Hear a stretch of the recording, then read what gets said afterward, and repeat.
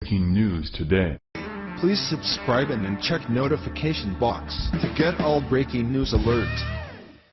Former FBI Director James Comey just gave all of us law-abiding American gun owners an awesome Christmas gift. We all know how former President Barack Hussein Obama and his loyal sheep such as Senator Diane Feinstein, who is a CC permit holder herself, keep regurgitating the myth that getting your hands on a gun in this country is so damn easy. While all of us legal gun owners know this is absolutely not true.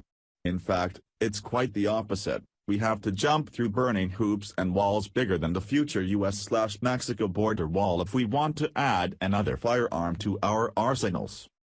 They tell us terrorists, criminals and people with severe mental issues can just stroll into your friendly neighborhood gun store and buy any high-capacity firearm and there is nothing anyone can do about it. But in an odd turn of events, the now embattled Democrat-friendly FBI Director, James Comey, just told the world that Barack Hussein Obama and his drones are full when they start up with the anti-gun narrative pushed by globalists like George Soros, who is funding the disarmament of United States citizens in order to make his objective of a one-world government a reality. Comey was asked point-blank to give his facts about the gun issue, and what he had to say has shown the world us right-wingers were correct about Obama all along. If anyone ever again says that America has no control over gun sales, just show them this. Via Kane TV. Comey, denying gun sales to those on watch lists could blow FBI terror investigations. And by the way, Obama's lying. The FBI is alerted every time someone on the watch list tries to buy a gun, and can often stop the purchase. Democrats and the media would have you believe that when someone on the FBI's terror watch list tries to buy a gun, law enforcement officials are helpless and impotent. The suspected terrorist just walks out of the gun shop with his assault rifle and no one knows or can lift a finger in response to it. In testimony before the Senate on Wednesday, FBI Director James Comey explains that this is far from the truth.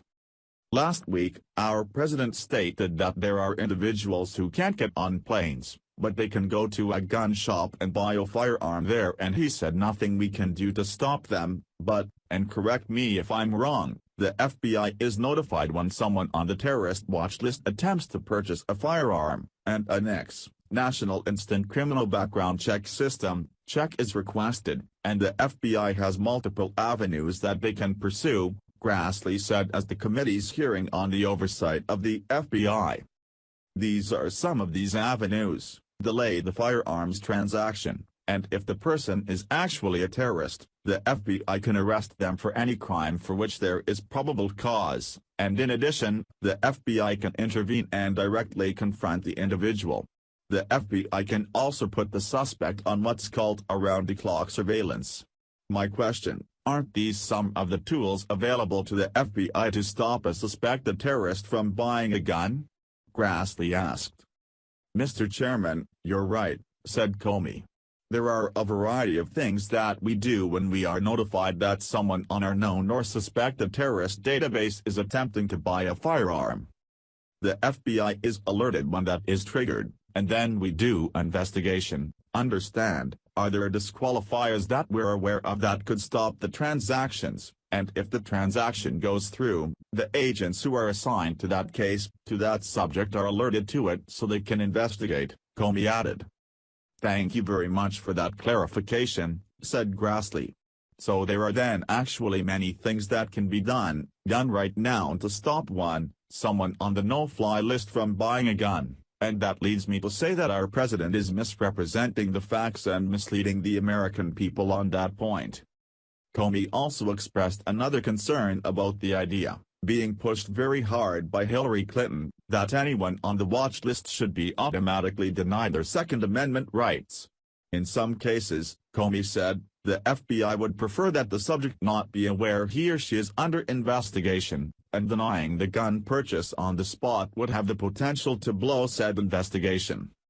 Obviously that's a judgment call that would have to be assessed on a case-by-case basis, But it's a perfect example of why you don't let politicians make such all-encompassing rules for law enforcement based on the emotion of the moment, especially in the aftermath of a horrible crime that sees people clamoring for the government to do something, even though many of those clamoring don't really have a solid understanding of what should be done, or of what's already being done. And Grassley is right that Obama is just flat-out lying to the American public about this. As Comey explains, the FBI can take a variety of actions when it's alerted about an attempted gun purchase, and in many cases the purchase can be stopped.